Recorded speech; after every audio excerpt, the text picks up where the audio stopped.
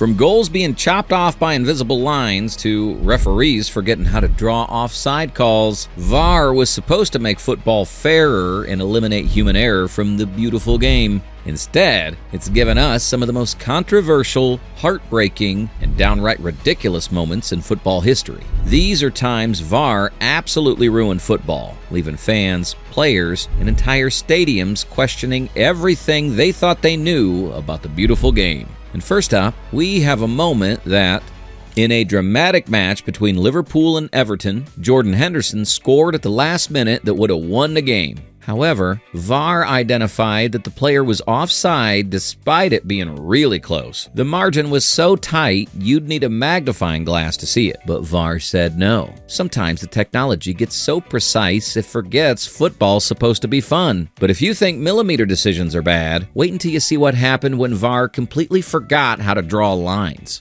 Arsenal were cruising toward the Premier League title when this disaster struck hard. Ivan Toney scored for Brentford, and everyone could see Norgard was offside in the build-up. Everyone except the VAR official, apparently. They checked, double-checked, and somehow still got it wrong. Arsenal dropped 2 crucial points, and later the referee had to apologize for human error. The same human error VAR was supposed to eliminate, but this next decision shows that VAR confusion isn't limited to England.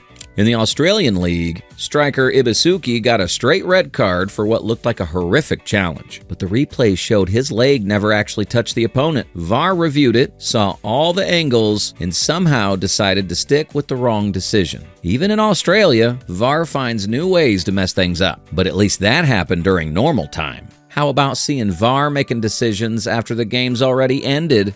This one's absolutely mental and broke all conventions of football. The final whistle had blown. Players were walking off the pitch, and then VAR decided to check something from earlier in the game. They actually brought everyone back onto the pitch to take a penalty after the game had ended. Manchester United scored and won. Imagine explaining that bizarre scenario to your gran. But that's nothing compared to making players come back from their halftime oranges.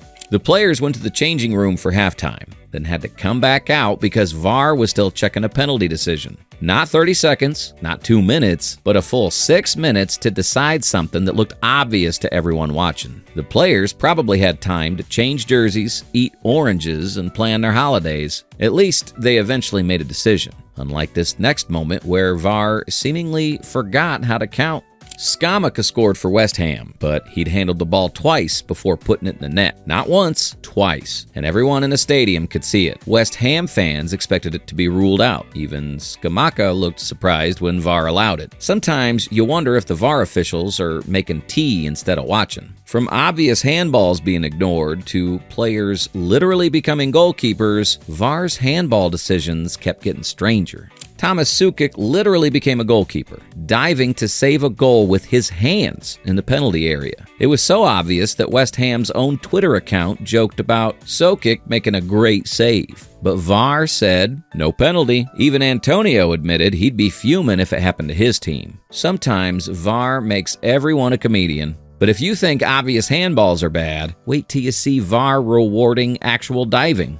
Ronaldo went down in a box like he'd been shot by a sniper. The replay showed it was clearly a dive, but VAR didn't even ask the referee to take a second look. Ronaldo got his penalty, scored his first World Cup goal in 5 tournaments, and probably practiced his acceptance speech for Best Actor. But this very next proved VAR's inconsistency is truly remarkable.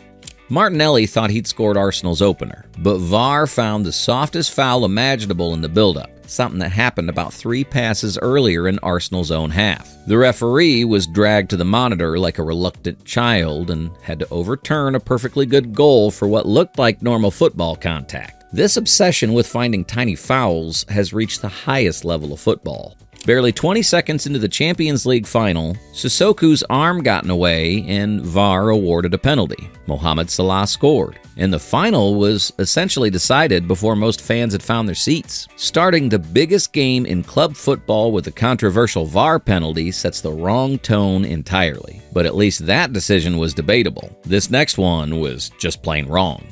When Estupiñán scored a perfectly good goal for Brighton, but VAR decided he was offside. The problem? He clearly wasn't. Even the most biased Palace fan could see Brighton got robbed. The referees later apologized, but Brighton had already dropped 2 points they desperately needed for the Champions League qualification. When VAR starts apologizing more than politicians, you know something's broken.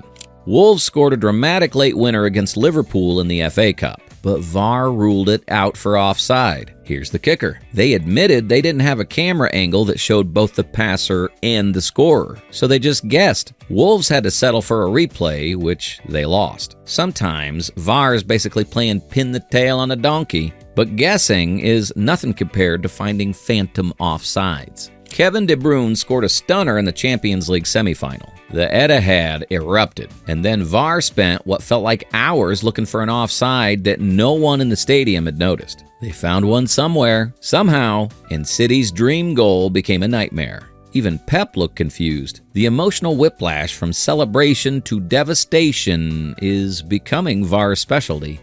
A shot hit in Livermento's hand clearly wasn't a penalty, but PSG players protested enough that the referee changed his mind. VAR somehow agreed with the wrong decision. Newcastle were knocked out of the Champions League, and the VAR official was suspended indefinitely. At least someone got punished for that mess, but punishment doesn't help when VAR officials start rewriting the laws of physics.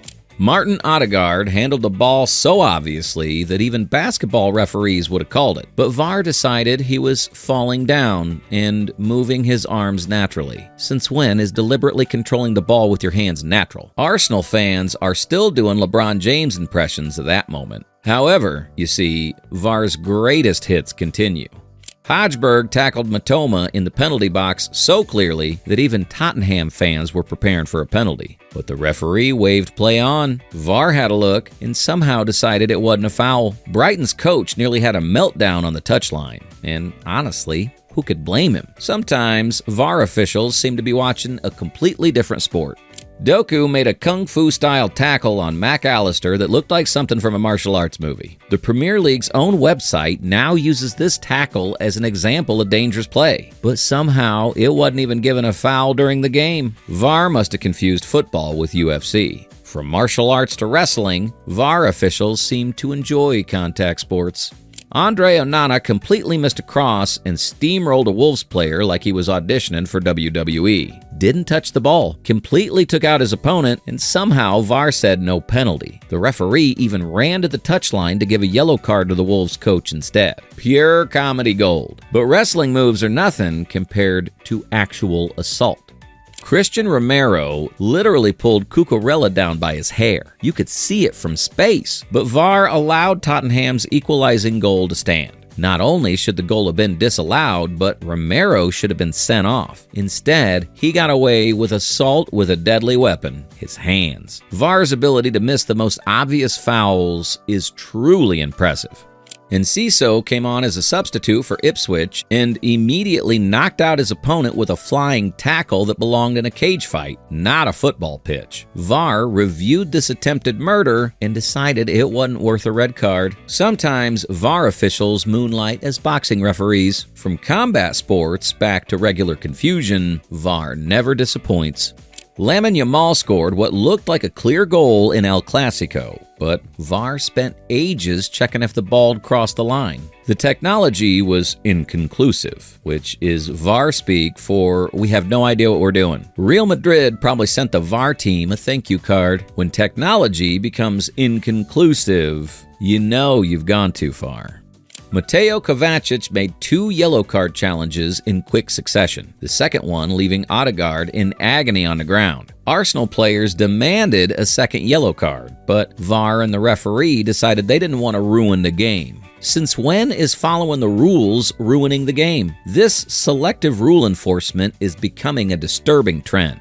Rodri controlled the ball with his hand so obviously that even a blind referee would have spotted it. But VAR looked at it and somehow decided it wasn't a penalty. City won the game and the Premier League by 1 point. That one decision literally decided the title race. But next is the World Cup controversies, and VAR's impact keeps growing. Bruno Fernandes was falling backwards when the ball hit Jimenez's arm.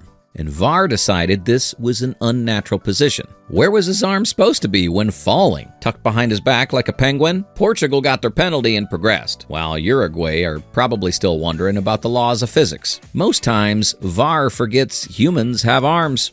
The ball clearly crossed the line. Everyone could see it, but the referees watched it and buzz. So Sheffield United were denied a clear goal. This wasn't even VAR's fault. The technology just decided to take a coffee break at the worst possible moment. But this next one, chaos follows. In the World Cup final, VAR awarded France a penalty that changed the entire game. Croatia couldn't believe it. Fans around the world were divided, and the biggest game in football was decided by a controversial technology decision. At least France won, so VAR got to lift the World Cup. From World Cup finals to Champions League drama, VAR loves the biggest stages.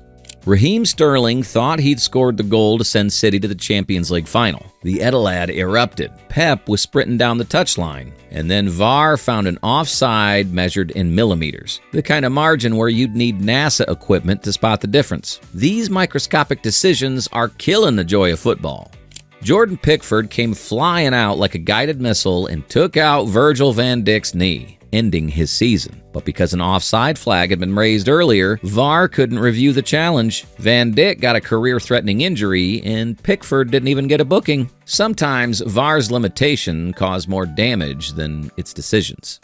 Brazil scored a brilliant goal, celebrated for about 5 minutes, and then VAR decided to check something that happened about 3 passes earlier in the build-up. They found a tiny push somewhere and ruled out the goal. Even Brazil's own fans were confused about what they'd done wrong. VAR's ability to rewind time and find problems is supernatural. Marcus Rashford was clearly offside and clearly interfered with play, but somehow VAR decided he was just running alongside the ball. Bruno Fernandes scored. United won the derby, and the football world spent weeks trying to understand the new rules of the game. VAR's creativity and interpretation knows no bounds. Lewis Skelly made a tactical foul about 40 yards from goal, the kind that usually gets a yellow card and a pat on the head. But Michael Oliver decided it deserved a straight red card. VAR was too scared to correct him, and Arsenal's title hopes took another hit. Coventry City scored a dramatic goal in extra time to reach their first FA Cup final in decades. The underdogs had done it. Fans were crying with joy in the stands. And then VAR spotted an offside by about 2 millimeters. Not 2 meters, 2 millimeters. Dreams don't die from bad football. They die from perfectly drawn lines on television screens. This might be VAR's cruelest moment ever recorded, but this next one is worse. Curtis Jones got a straight red card for a tackle that looked yellow at worst. Then Mohamed Salah played a perfect pass to Diaz, who scored a clear onside goal. But VAR disallowed it for offside anyway. Liverpool got punished twice by VAR in the same game. The referees later released an apology video. But Liverpool had already lost. And this last one is the worst error. The number 1 spot goes to every single time the Professional Game Match Officials Limited had to apologize for VAR errors and blame human error. The technology designed to eliminate human error keeps making human errors, and then humans have to apologize for the human errors in the non-human technology. It's like a comedy show that nobody asked for, but everyone has to watch every single week. And there you have it. 35 times VAR absolutely ruined football and broke the hearts of millions. From millimeter offsides to forgotten rule books, VAR has given us more controversy than clarity, more confusion than correctness. The technology was supposed to make football fairer and more accurate, but instead it's made every goal celebration feel like holding your breath for a medical diagnosis.